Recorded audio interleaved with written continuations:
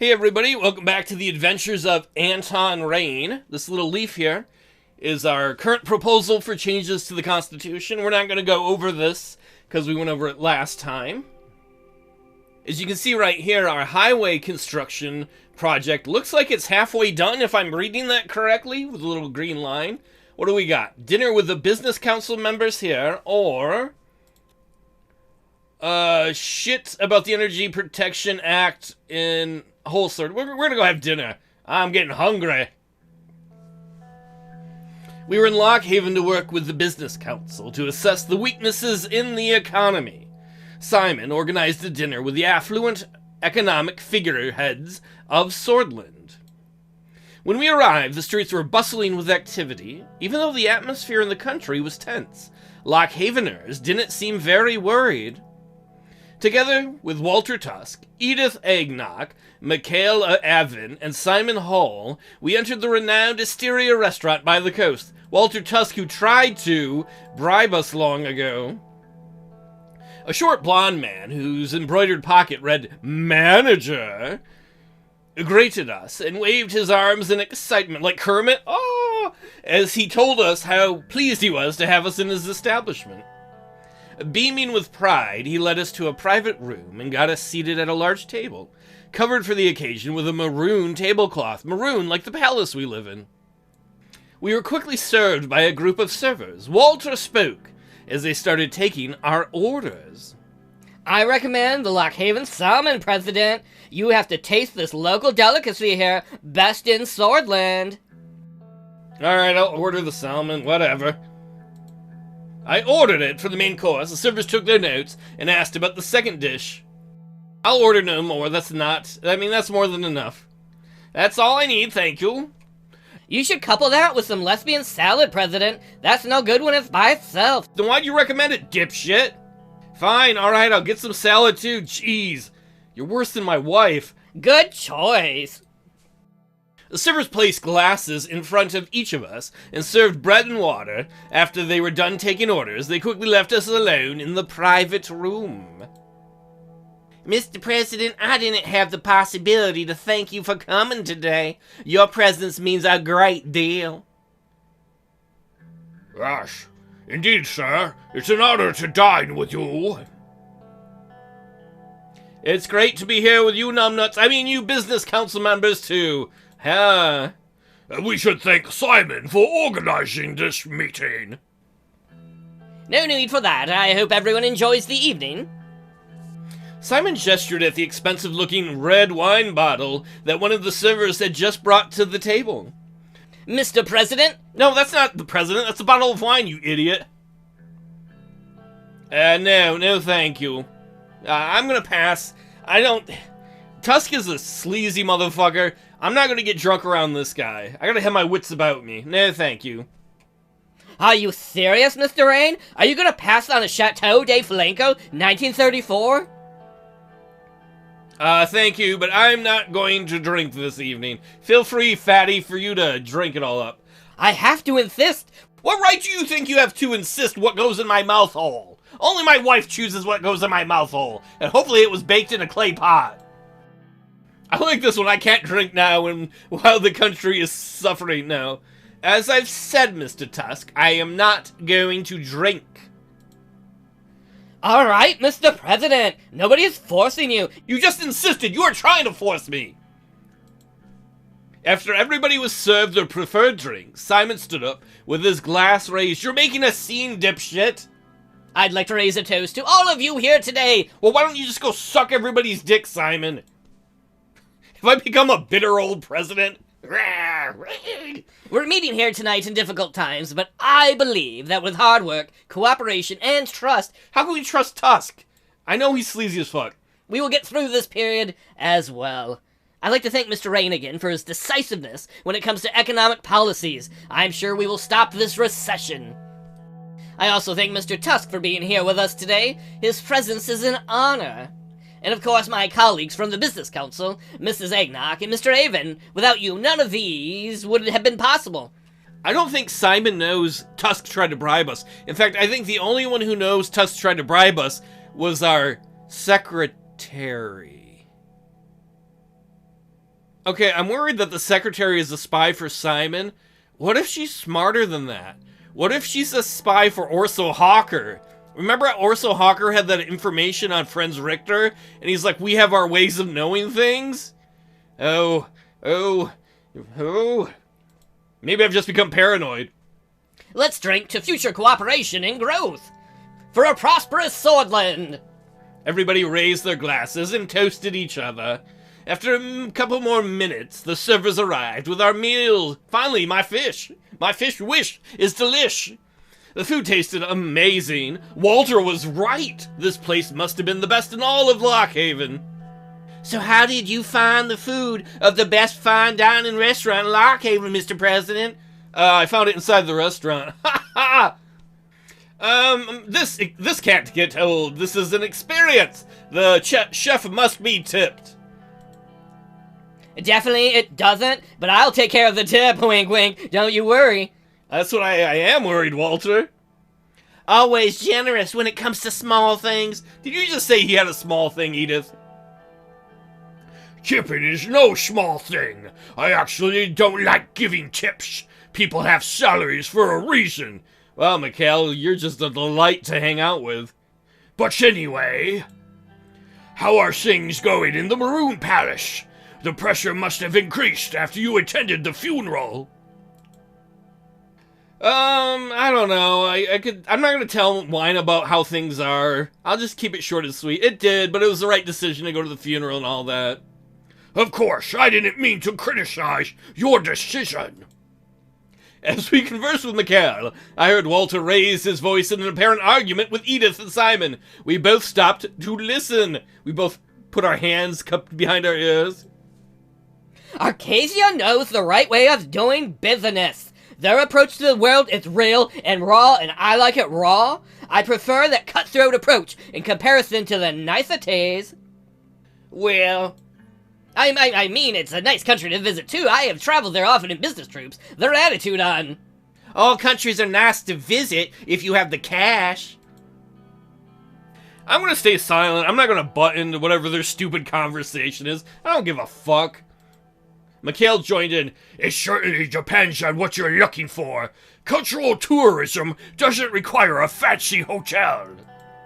Last time I went somewhere for that sort of thing was at University. And even then, we had our wild times, thanks to Conrad's connected entourage. Also... Oh my god, I don't need your life story. I wish I would have gone to the capital and done business work.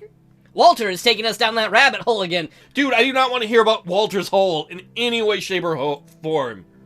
By the way, I saw that the construction of the highway has already started. I have my concerns about the company, but I hope they do a good job. Me too, Mikhail. I expect that the project will bring new investments from Magnolia. The mood is already becoming positive. I have to congratulate Mr. Rayne for starting such a massive project. Thank you for your support, Mr. Avon. I appreciate it. Of course. Mr. Hole also deserves credit. Of course, our great economy minister. Are you just kissing everybody's ass here at the table? Is there a joke coming? Why, I thought you said you were great at economy. He laughed. Ha ha ha ha ha ha. I heard that you bought a new villa, Simon. I don't comment on rumors, but I'll make an exception since we're among friends. It's true. Oh my god, my cabinet is gonna just... We're trying to relate to the regular people. You're making it hard and not in a good way. I'm just gonna fucking call him out. A new villa is a bit much, especially in this economy when people are suffering. We need to lead by example, Simon. So what? My car collection is near the 40 mark. They are all old-timer models. Like you? Oh my god, you're such a bitch, and I love it. I could say it shows overcompensation. I'm gonna be a downer no matter what. I'm gonna go with number 2, though. If I got a lecture... I always advocate against ostentatious behavior. Money shouldn't be wasted for luxury. Don't expect the rich to become modest in the near future. That would be a pipe dream. I don't know, Walter. The gap between rich and poor is one of the many root problems we have in this country. The income, unevenness. Simon.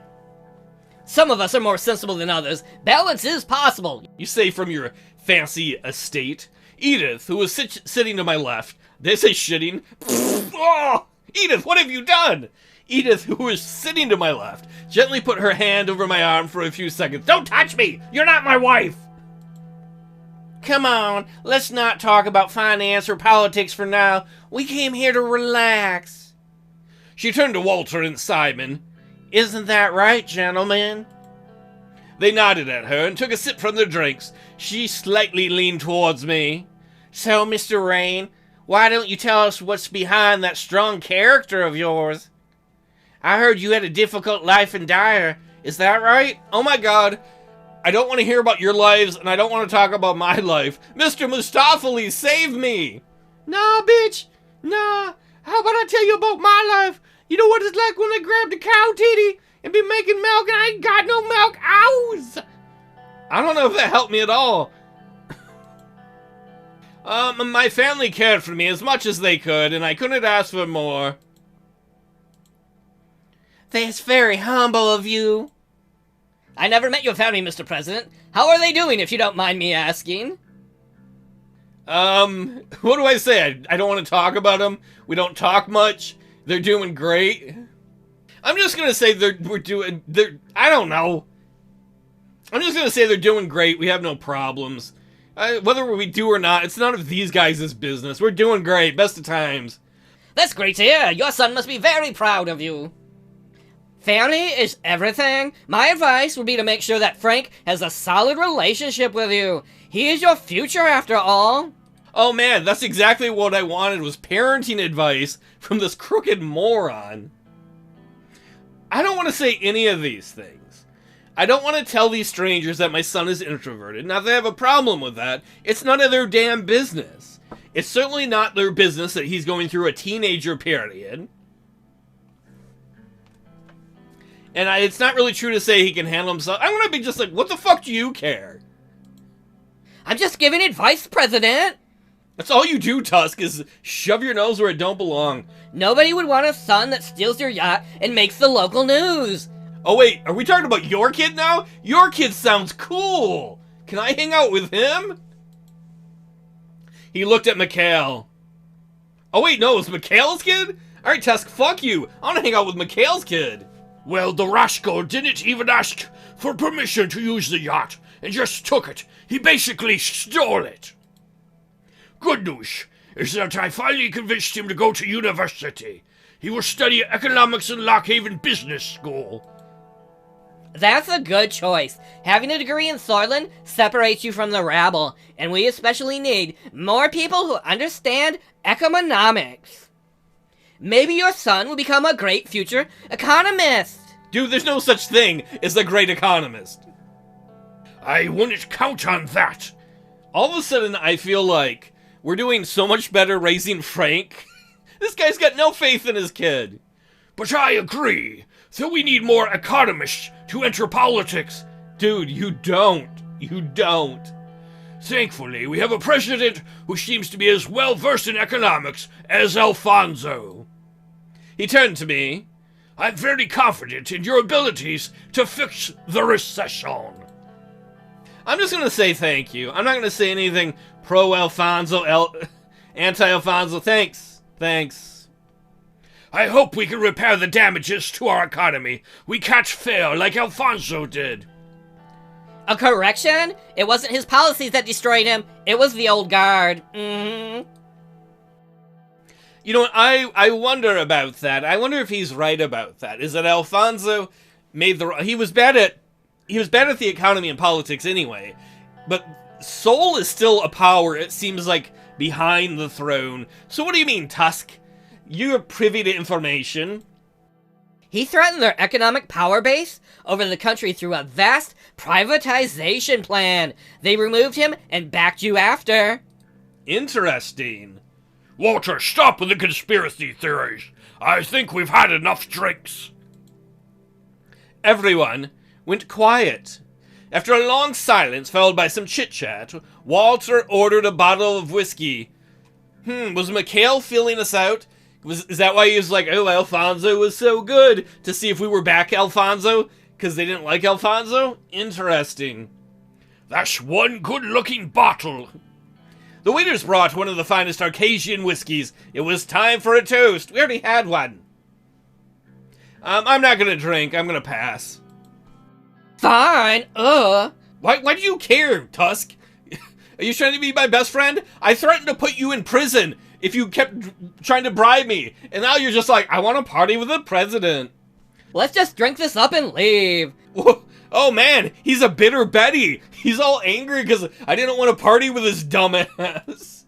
Get a real mustache or real beard like this, majestic, and I might want to party. None of you have beards. No beard, no beard, no beard. And what's up with you, woman? You ain't got a beard either. Simon? Simon stood up. He seemed to have a slight issue with his balance. What's up, Drinky McGee?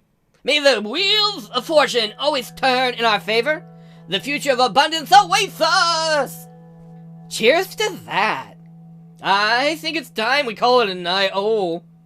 Edith stood up. Most of us were all a little tipsy at this point. Hopefully not me, because I haven't drunk any booze. You can't get a contact buzz when other people drink booze.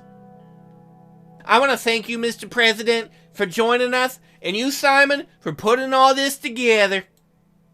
I'm not going to say thank you, Edith, for joining with a bunch of ugly rich men, because I'm afraid she might think that's flirting. I'm just going to be like, thank you all for being here. I hope I never see you again. It was great. Thank you.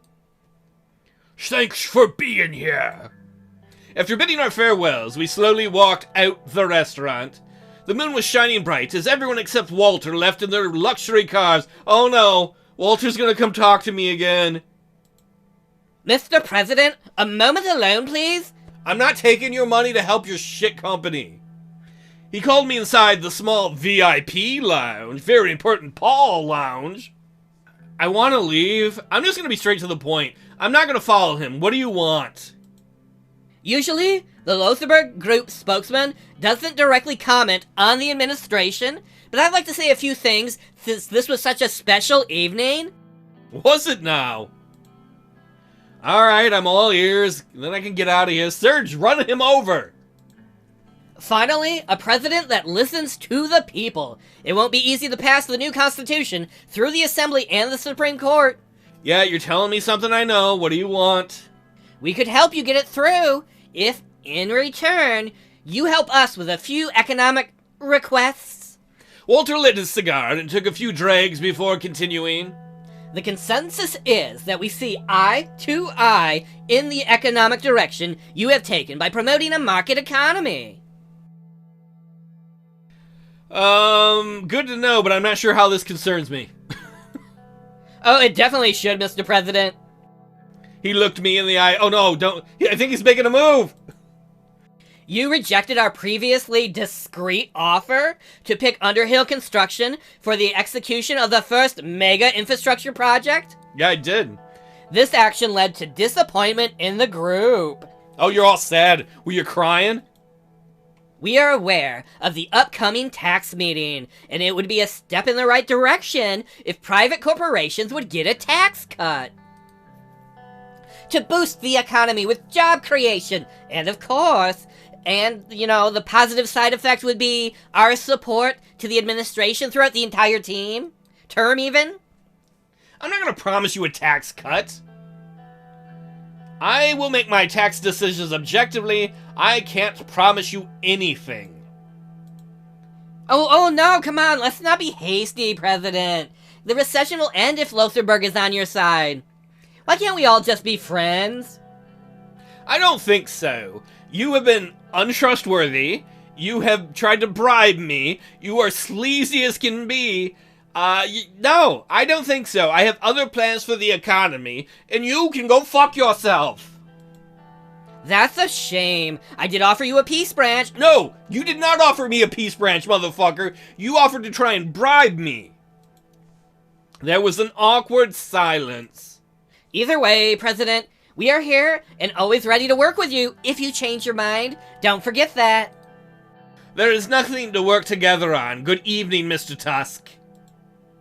Walter left, and Serge came to pick me up. Oh my god, I am so happy to see you, Serge. Let's get the fuck out of here. I entered the car, and we drove to our residence in Lockhaven. Serge took the seaside route. Ooh! Well, that was a total waste of a meeting. People got drunk. They tried to bribe me. I don't care about any of that. What's going on in Ribal? Oh, school poisoning! If you remember in an earlier episode, there were a bunch of kids who were poisoned. School poisoning connected to Blutish woman, Vilma Azir, who was working at the school kitchen, was apprehended with connections to last week's school cafeteria poisoning in Ribal. The act was found to be politically motivated, as the perpetrators are connected to the banned Blutish Freedom Party. Azir is suspected to have been an active member of the Blutish Freedom Front since the start of this year. She has been sentenced to 60 years in prison. Why would you poison kids? Oh, you Bloods, don't help yourselves. Do we have any news we want to see? No, I think that's where we'll end it. Oh, let's peek in the news. Alright, they're working on the Bill of Rights for workers. We will probably support that. President meets with Business Council. So it just basically says we had a fancy dinner with a bunch of rich dipshits. There was a disaster in the mines.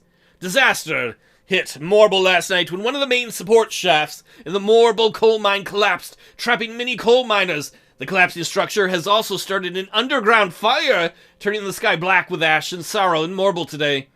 As reported by the government, the current death toll sits at 112 dead, with many other miners still trapped inside. The rescue operations are continuing without any sleep. Investigators have told us that this might have happened due to the neglect of the Nedham Mining Group. Families of miners and the people of Morble showed up in protest at the site of the disaster. Coincidentally, the workers' rights bill that was drafted in the Assembly for the past few months comes too late. The eyes of Sordland now turn to the President to see his decision on the bill. Well, I want to support workers' rights anyway. This shows a reason we need to for safety. And then I guess we'll end up with this. Lockhaven League of Women March. Hundreds of women organized by the Sordish League of Women marched and called for gender equality in the country. The group held signs highlighting the issues of domestic violence, the wage gap, maternity leave, and the sexist attitudes in the education system. Police forces quickly created a security cordon to protect the march after a large group of religious counter-protesters arrived. The calls for equality were drowned by a loud group of conservatives. The protests were a clear reflection of the division that surrounds the country. It also raises questions if the First Lady Monica Rayne's agenda to raise awareness and trigger change on the issue will bear fruit. Yeah, our wife is very pro-women's rights. We are too. I'm sure that'll come up at some point. That's way more cool than that meeting we had with dinner.